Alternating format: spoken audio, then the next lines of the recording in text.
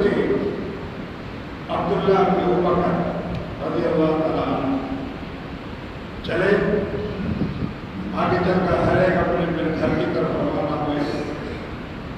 حضرت زید بن حارث نے نبی پاک علیہ السلام کی زوجہ محترمہ حضرت سودا رضی اللہ تعالیٰ عنہ اور حضرت سیدہ رقیہ رضی اللہ تعالیٰ عنہ، حضرت سیدہ فاطمہ رضی اللہ تعالیٰ عنہ کو لیا اور سفر طے فرمایا۔ ادھر سے حضرت عبداللہ رضی اللہ تعالیٰ عنہ حضرت سیدہ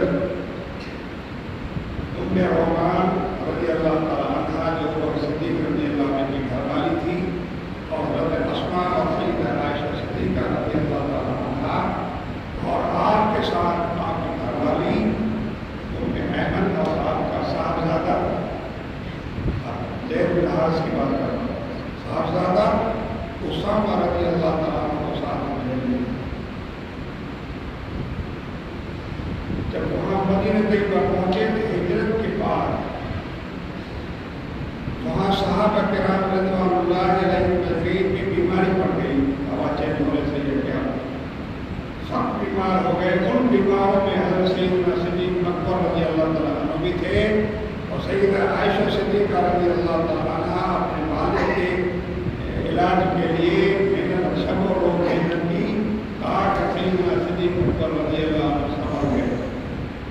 پھر آپ کی خدمت اور شکر و بیداری کی بنا پر سیدہ عائشہ صدیقہ رضی اللہ عنہ بیمار ہو گئی، سب ترین بیمار ہو گئی، اور تسلیم فرماتے ہیں کہ آپ اتنی بیمار ہو گئی کہ آپ کے بال بھی اڑ گئے، ختم ہو گئے۔ ایک بیماری کی قسم ہے۔ بارہ سیدہ ام المؤمنین عائشہ صدیقہ رضی اللہ تعالیٰ عنہ صحیح ہو گئی۔ حضرت سیدنا صدیق رضی اللہ تعالیٰ عنہ نے حضور علیہ السلام کو جو پیغام پہنچا تھا، جس پر حضرت ام رومان رضی اللہ عنہ اور فکر کے بعد سیدنا صدیق اکبر رضی اللہ تعالیٰ عنہ سے بات فرمائی تھی، دونوں راضی ہو گئے تھے سیدہ عائشہ کے رشتے کے لیے۔ تو حضرت سیدنا صدیق اکبر رضی اللہ تعالیٰ عنہ وہ شخصیت ہے جس کو مصطفیٰ کریم علیہ السلام نے اپنا منہ بولا بھائی بیان کیا۔ یہ بھی شرف ہے صدیق اکبر میں، ان کو بھائی۔ پھر حضور علیہ السلام کے دربار میں گئے، عرض کی یا رسول اللہ، آپ نے تو مجھے منہ بولا بھائی کہا ہے، کیا منہ بولے بھائی کی بیٹی سے نکاح جائز ہے؟ مصطفیٰ نے فرمایا جائز ہے۔ یہاں بات یاد رکھیں کہ لوگ منہ بولا بیٹا پالتے ہیں، شریعت کا مسئلہ آ گیا، منہ بولا بیٹا بول دیتے ہیں، لہذا منہ بولا بیٹا بیٹا نہیں بن سکتا، بیٹے کی حیثیت ضرور دے، اس کو عزت ضرور دے، مگر اگر آپ اصل بیٹے کی بات پائیں گے تو پھر آپ جائیداد میں بھروسہ دینا پڑے گا۔ سمجھ رہے بات؟ مگر منہ بولے بیٹے کو کچھ نہیں ملتا، منہ بولا بیٹا اس طرح منہ بولا بھائی نہیں ہے۔ حضور نے فرمایا کہ بھائی آپ میرے بھائی ہیں، مگر کیا کہ منہ بولے بھائی سے بیٹی کے ساتھ نکاح کرنا جائز ہے؟ تو مصطفیٰ کریم کے سرکار آپ اپنے بات لے لیں۔ آپ نے فرمایا تو مصطفیٰ کریم علیہ السلام سے حضور علیہ السلام نے سیدنا صدیق اکبر رضی اللہ تعالیٰ عنہ سے فرمایا کہ بھائی اس وقت میرے پاس مار کے ادائیگی کی رقم نہیں ہے، مار دینا ہے۔ مار کیا تھا؟ 12 اوقیہ چاندی تھا، تو آج کے زیادہ 500 روپئے آج 12 اوقیہ موقع سیدنا ام المؤمنین عائشہ صدیقہ رضی اللہ عنہ خود فرماتی ہے کہ میرا آپ کے پاس جو تھا 12 اوقیہ چاندی۔ سیدنا صدیق رضی اللہ عنہ نے آپ کو پیسہ حسنہ دیا، تو میرے تھے اس وقت، بعد میں مصطفیٰ پر بتا دیا سب کچھ، اور آپ نے قبول فرمایا، اور آپ نے اس مال کو ادا کر کے بیوی صاحب کے ساتھ نکاح کر دیا، اور بیوی صاحب کو لے کر اس دوران جب حضور ہم بیوی صاحب کو فرماتی ہے، جب حضور ہمارے گھر تشریف لائے،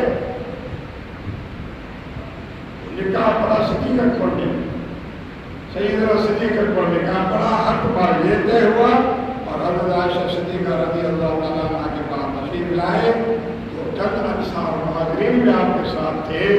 پھر مجھے میری ماں نے مجھ سے جھولا جھول رہی تھی،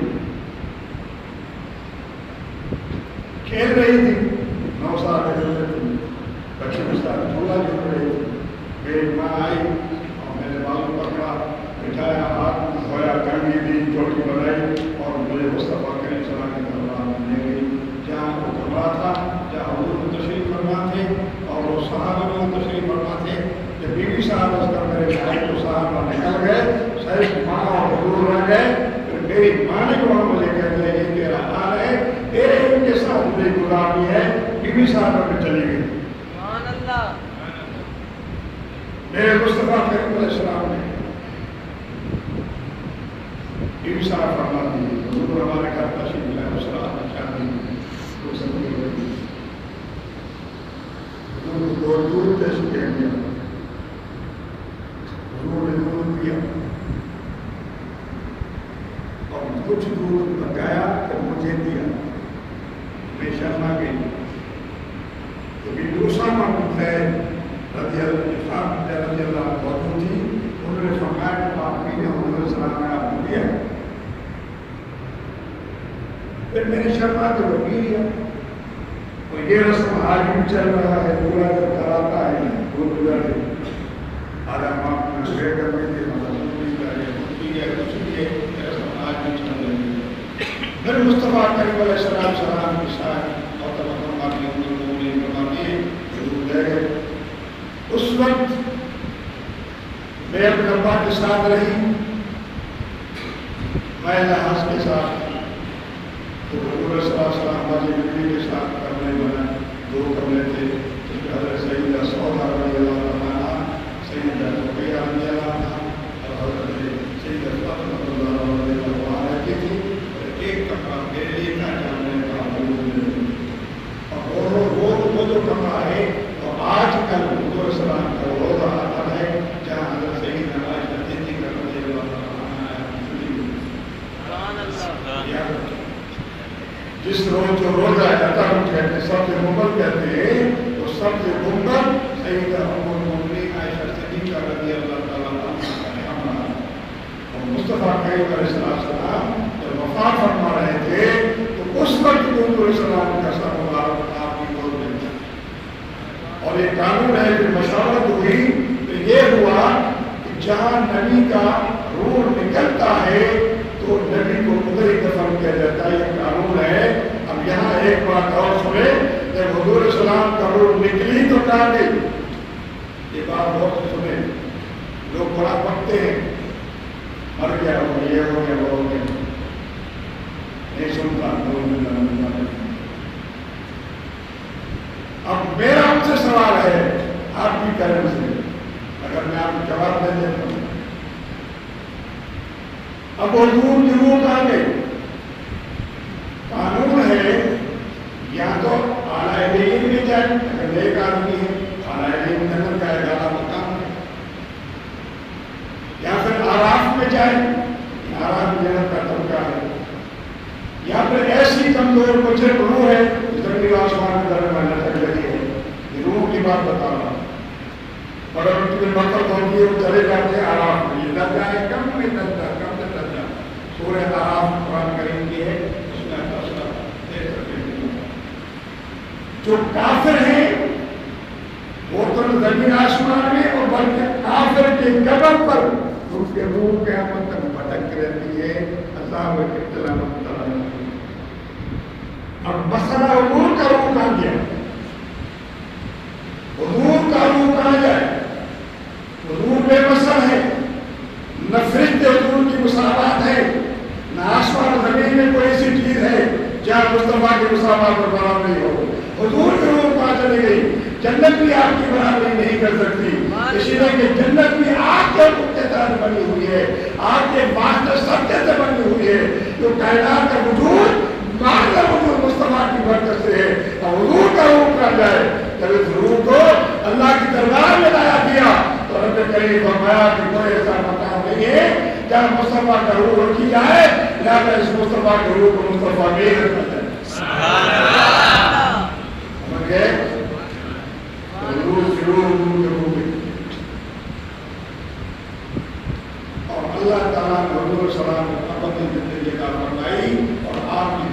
کا مقام یہ ہے، نہ آپ کا شہید مقابلہ کر سکتا ہے، نہ آپ کا ولی مقابلہ کر سکتا ہے. آپ کی شہادت اور آپ کا مقام زندگی ایسا ہے کہ آپ کی برابری کوئی نہیں کر سکتا. اگر دنیا کا بھی شہید ہو نا، ولی شہید ہو، سرٹیفکیٹ دیا جائے کہ شہید ہے، اور اس کی بیوی دوسرا نکاح کر سکتی ہے. ہماری بات ہے، اس کی بیوی کسی سے نکاح کر سکتی ہے، مگر مصطفیٰ کی حیات اور مصطفیٰ کی ممات برابر ہے. حضور کی وفات میں، حضور کی ممات میں کوئی فرق نہیں ہے. آج تا قیامت تک مصطفیٰ کے السلام کی عمل سے کوئی نکاح نہیں کر سکتا.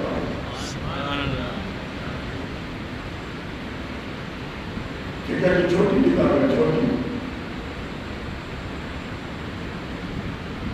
اس کے اندر آخر میں لکھا ہے دیوبندی ہے، یہ اپنی کتاب پڑھا کے یہ نہیں پڑھا. یہاں تک اس نے لکھا ہے کہ نبی کی بیوی سے کوئی نکاح نہیں کر سکتا، اسی لیے کہ نبی ہم باشد کرتے ہیں، تشریف لے جاتے ہیں.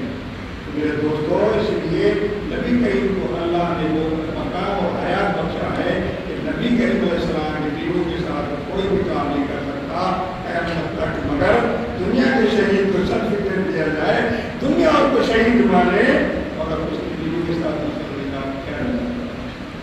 بس یہ ایک پوائنٹ تھا، آپ سمجھیں کہ تمہاری حیات میں، حضور کی حیات میں، حضور کی شہادت میں اور سید کی شہادت میں، اس لیے علماء نے فرمایا ہے کہ جب حضور صلی اللہ علیہ وسلم کو ذات دیا گیا تھا ایک دعوت میں، وہ گوشت بول پڑا تھا. یہ کہتے ہیں نبی کو پتا نہیں، مگر حکمت دے کے، یعنی گوشت حضور کے سامنے بول رہا ہے، حضور ظاہر ہے اپنی میں لانا، اور حضور نے کھا بھی لیا. تو بعض علماء فرماتے ہیں کہ شاید اس حدیث ظاہر کا ایک سلوک میں درشن ہوتا ہے، لہذا آہستہ سے اس کا اثر رہا تھا. مگر یہ بات علماء نے کی ہے اپنی رائے، اور یہ کہ اللہ تبارک و تعالیٰ کے نبی کو موت ہوئی اس لیے کہ اللہ تبارک و تعالیٰ نے قانون رکھا ہے کہ کل نفس ذائقۃ الموت. حضور نے کیا بشر تھے، انسان تھے، مگر نوری انسان تھے. حضور علیہ السلام کی تکلیف نورانی ہے، آپ کی تشریف بشری انسانیت ہے. اگر آپ اس صورت میں اگر تشریف نہ لاتے تو مصطفیٰ کا کبھی فیض حاصل نہ کر پاتے. اور آدمی انسان کی بات ہو رہی تھی، ام المؤمنین عائشہ صدیقہ رضی اللہ تعالیٰ عنہا کے لوگ سبھی ہو گئے. یہ مثال ہے، بڑی عالمہ تھی. حضور کے وصال کے بعد آپ رضی اللہ تعالیٰ عنہ کے بڑھ کر کوئی نہ عالم تقریر میں تھا، نہ فصیح و بلیغ زبان میں کوئی ایسا قابل تھا، نہ فتویٰ اور حدیث کے بیانی میں کوئی ایسا شاگرد تھا. علماء نے اور صحابہ نے حدیث فرمائی، صحابہ نے فرمایا. حضور بیوی صاحب اتنے اور فرماتے ہیں بیوی صحابہ کے 200 کے قریب شاگرد تھے، جو صحابہ بھی تھے اور تابعین تھے. جو حضور صحابی تھی اور جو صحابی تھے صحابہ سے ملے، بعد میں آپ علماء ملے، صحابت وہ تابعین بنے. تو لہذا 200 سے قریب ان قریب 200 لکھا ہے علماء محدثین نے کہ بیوی صحابہ کے شاگرد تھے. یہ چند الفاظ ہیں. حضرت سیدنا ابو ہریرہ حضور کے شاگرد تھے، بڑے صحابی ہیں، مگر انہوں نے عائشہ صدیقہ کے فیض حاصل کیا، ان سے پڑھے ہیں. ابو موسیٰ اشعری بہت بڑے محدث ہیں، حضور کے صحابی ہیں. اور حضرت عبداللہ بن عباس رضی اللہ عنہ وہ صحابی ہیں جن کے محدث اور مفسر ہونے کے لیے حضور نے دعا فرمائی تھی.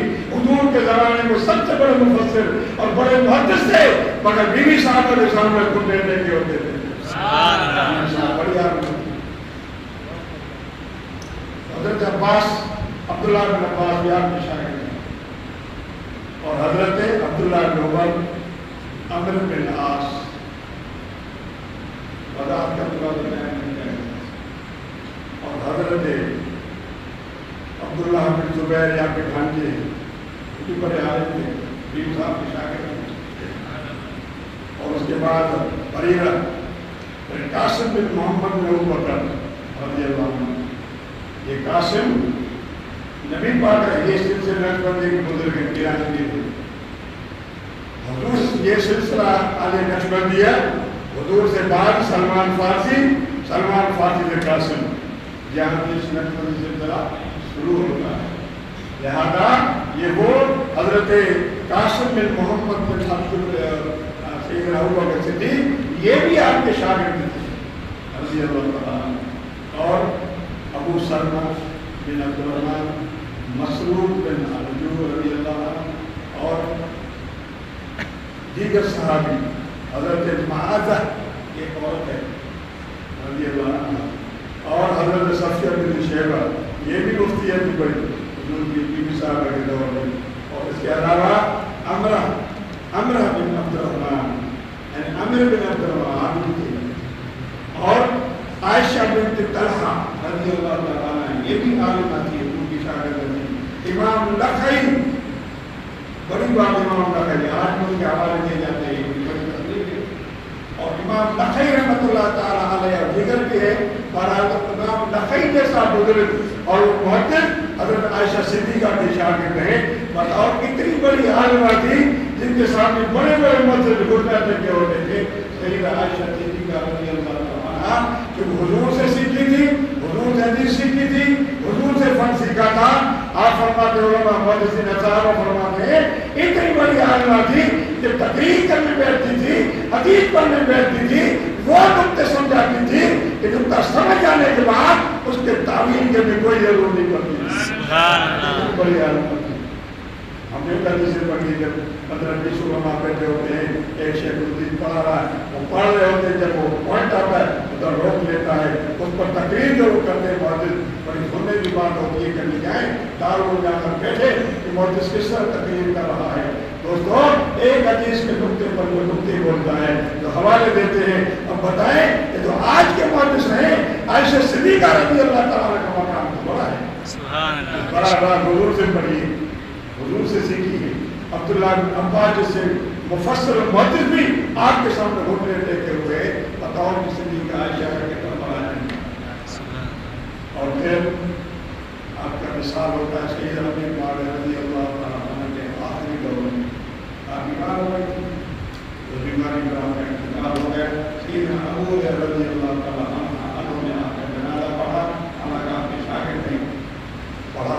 اور پھر جنت البقیع میں روح گزرے کے دروازے سے عائشہ صدیقہ رضی اللہ عنہ کا مزار ہے. 12 دن دوستو آج تک مزار پر مسجد بنائے گئے, لوگ فیض حاصل کر رہے ہیں. اللہ سے دعا ہے اللہ کا ابو پاک کفر والی تھی میرے کو الزام لگایا تھا, وہ بات انشاءاللہ میں مجھے پہ کروں گا, کوشش کروں گا آپ کرتا کروں.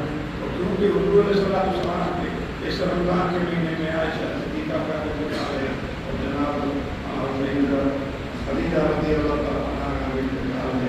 سیدہ فاطمہ زہرا کا کسی برکت سے میں نے توڑ بھی بات آپ کو سنا دی. غیر مسلم کے لیے فاتح کو ہم کیا کرنا کفر ہے. قرآن کھول کے سنیں, کلمہ لا الہ ہو پوچھو اسلام میں دین میں شامل نہیں. کافر ہے کافر. لوگ بکتے ہیں کہ کافر کو کافر نہیں کہنا چاہیے. کیوں بھائی نہیں کہنا چاہیے؟ کہاں لکھا ہے؟ قرآن جب کافر کو کافر کہتا ہے کیا پتا آخر ایمان لے آئے مسلمان کو مسلمان نہ کہو, کیا پتا آخر کافر ہوتا ہے, کیا کریں گے تمہیں؟ تو لہٰذا کافر کو کافر سمجھو, مسلمان کو مسلمان سمجھو, دین و اسلام کے رسومات کو اپنے طرف رکھو. کافر کے لیے اگر وہ سمجھتا ہے کہ غیر ایک ہوتا ہے بے خبر اور ایک خبر